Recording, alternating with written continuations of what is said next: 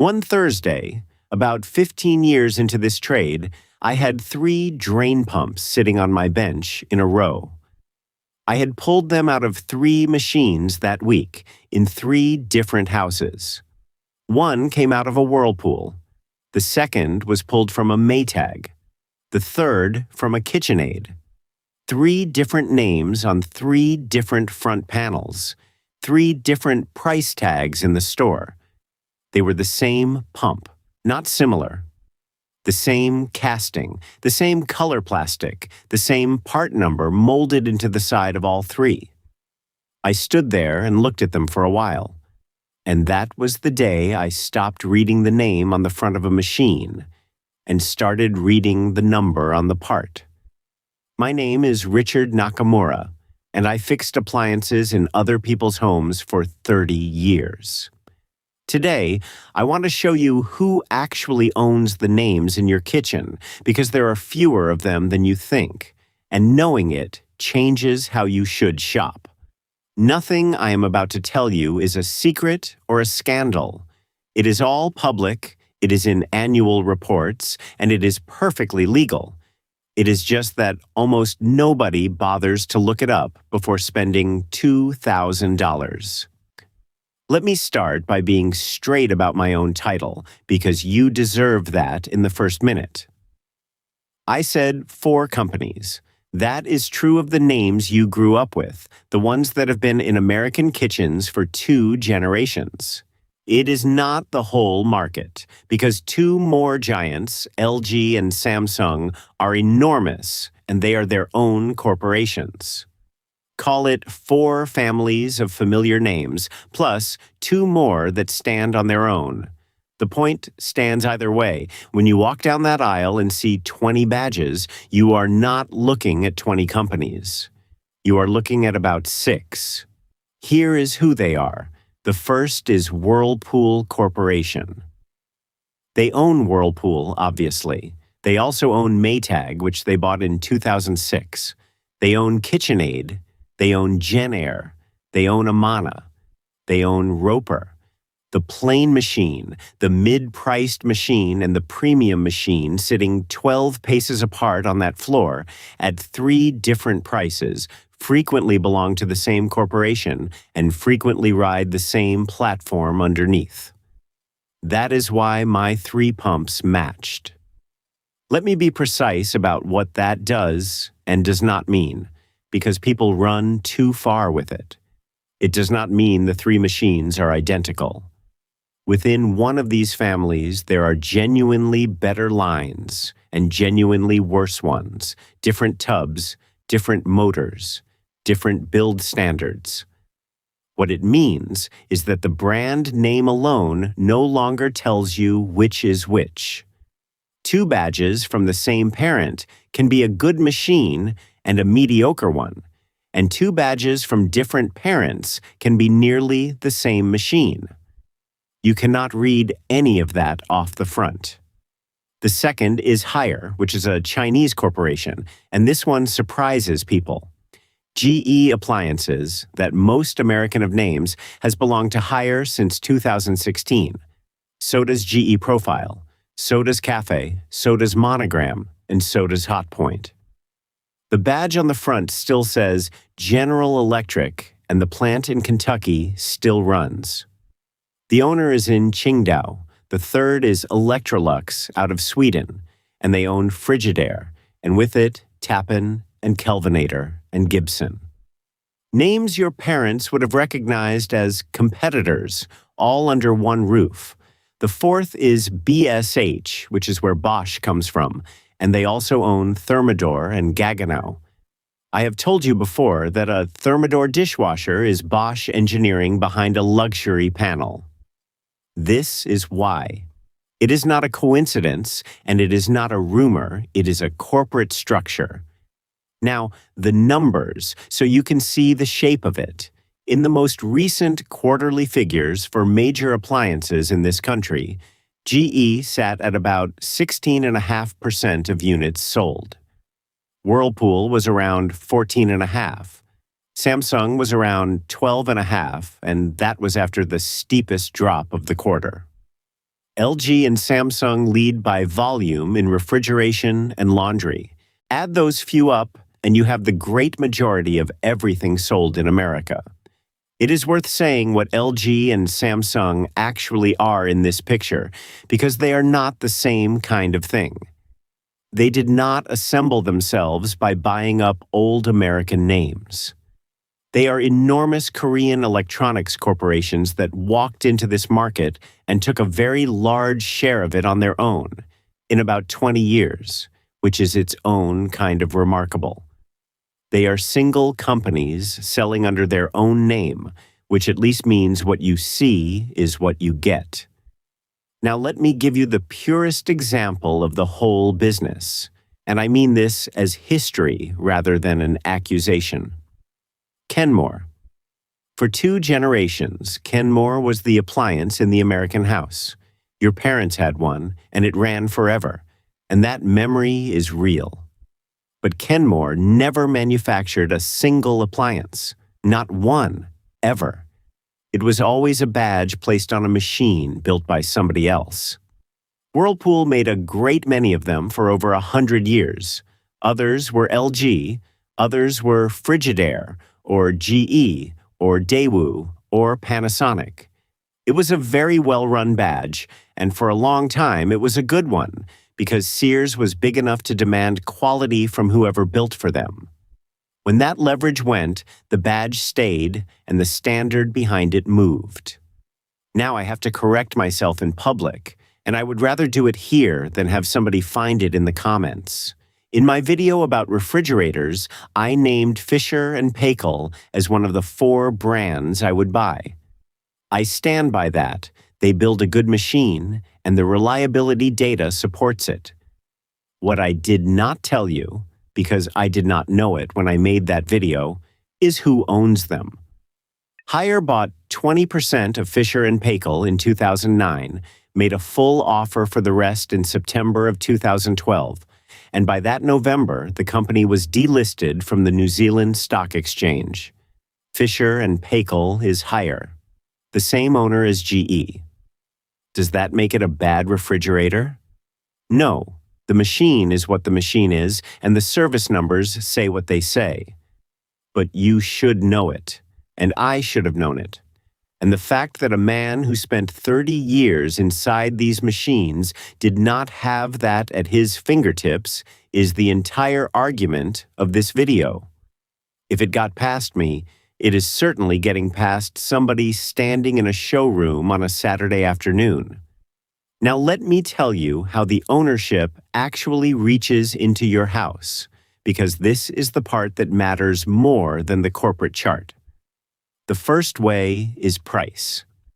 When the budget badge and the premium badge come off the same platform, the difference you are paying for is frequently the door, the handle, the control panel, and the warranty. Sometimes that is genuinely worth it. A better tub, a quieter motor, a longer parts commitment, those are real. But sometimes it is paint and a nicer handle, and there is no way to tell from the front of the machine. You have to look at the specification and the parts list. The second way is the one nobody warns you about, and it is the appliance version of a trap I have seen in other trades. The sweet discount. You go in for a refrigerator, and they offer you a handsome rebate for taking the range and the dishwasher and the microwave and the washer from the same brand. That is a real saving on the day. What it also does is put your entire kitchen on one corporate parent, one parts network, one service policy, one supply chain. If that company changes ownership or moves a plant or decides a part is no longer worth stocking, it does not affect one of your machines. It affects 5. I am not telling you never to take the discount. I am telling you to know what you are buying when you do. I watched this happen to a family once, and it stayed with me. They had done the whole kitchen at once, 5 machines, 1 brand, 1 lovely rebate. 6 years later, the dishwasher went, and the part was on a long back order. And while they were waiting, the refrigerator started doing something odd. Same company, same parts pipeline, same weight. There was nothing sinister about it. It was just that every egg was in one basket, and the basket had a bad month. Now here is the part I owe you, because I have been telling this story as though consolidation is all bad, and that is not honest. When 5 brands ride the same platform, the parts for that platform are made in enormous numbers. They are cheap, every supply house has them, and any technician in the country has seen one. That pump I pulled off 3 machines, I could get it the same day for very little money, and I could fit it with my eyes shut because I had done it 200 times. That is a real benefit, and it goes straight into your pocket when something breaks. The flip side is the one you already know from watching me. A small, independent maker with beautiful engineering can be a parts nightmare if nobody near you stocks or services it. I said as much about Miele in the dishwasher video and about Fisher and Paykel in the refrigerator one. So consolidation is not simply a swindle. It genuinely lowers the cost of repair. What it takes away is your ability to shop by name, and it takes away the pressure that real competition used to put on quality. Both things are true at once, and anybody telling you it is only one of them is selling you something. So who is actually independent? There are still a few, and it is worth understanding what independent buys you. Miele is the clearest case. Founded in 1899, headquartered in Gütersloh in Germany, and still 100% owned by the same 2 families, the Mieles and the Zinkans, now in the 4th generation, split about 51-49. No stock exchange, no quarterly earnings call, no activist shareholder asking why the parts warehouse is so large. I told you in another video that Miele commits in writing to keeping spare parts available for many years after a machine goes out of production, and people asked me how they can afford to do that. This is how. Nobody is standing over them demanding that warehouse be turned into profit this quarter. The second is Sub-Zero, and with it Wolf. Founded in Wisconsin in 1945, still privately held, now in the 3rd generation of the same family, building in Wisconsin and Arizona and Iowa. They bought Wolf Range in 2000, which is how the 2 names ended up together. Expensive machines, and not for every kitchen, but the ownership is exactly what it appears to be. And now I have to be careful, because I was going to put a 3rd name in this group and it does not quite belong there. Speed Queen. I have recommended their classic top loader more than once, and I would again. But Speed Queen is not a family company. It is part of Appliance Laundry Systems. And Appliance is owned by a private equity firm called BDT Capital Partners, with a minority stake held by the Ontario Teachers' Pension Plan. That is investment ownership, not a family, and I am not going to dress it up because it made a tidier list. What is true about them is different, and it still matters. They are not part of an appliance conglomerate. They are a laundry company that also builds for laundromats and commercial customers, and that commercial standard is what you get in the domestic machine. That is worth something real. It is just not the same thing as Miele, and you should hear the difference from me rather than assume. So, what do you actually do with all this? Not what the internet usually does with it, which is to get angry. None of this is hidden, and none of it is illegal. Companies buy companies. What it means, practically, is one specific thing, and it is the thing I have been circling for a year of these videos. The badge on the front of the machine has stopped predicting anything. It used to. There was a time when the name told you the factory, and the factory told you the standard, and you could buy on the name and be right. That link is broken now, and it is broken in both directions, because a familiar American name can be built anywhere by anyone, and an unfamiliar one can be excellent. Stop buying by badge, and buy by the three things that still tell the truth. Is the tub steel or plastic, because that you can see with your own eyes in the store? Are the parts sold individually, or does one failure mean replacing a whole sealed assembly, because that decides whether it is repairable in year 8? And is there somebody in your town who works on it and can get those parts, because that decides everything else? Let me make those 3 concrete, because vague advice is worthless. The tub you check with your hand in the store. Open the door and touch the inside. Steel is cold and hard, and it rings a little. Plastic is warmer and duller, and it flexes if you press it. 30 seconds, no salesman required. The parts you check on your phone, standing right there in the aisle. Take the model number off the tag, look up the parts diagram, and see whether the thing you would eventually replace, a pump, a bearing, a heating element, is sold as one piece or only as part of a big, sealed assembly. That one search tells you more about year 8 than any review will. The local service you check by making one phone call before you buy.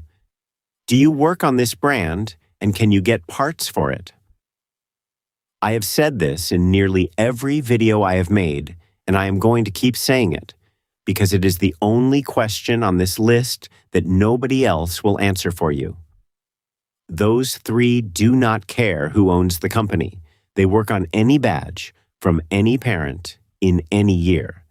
That is why they are the ones I use.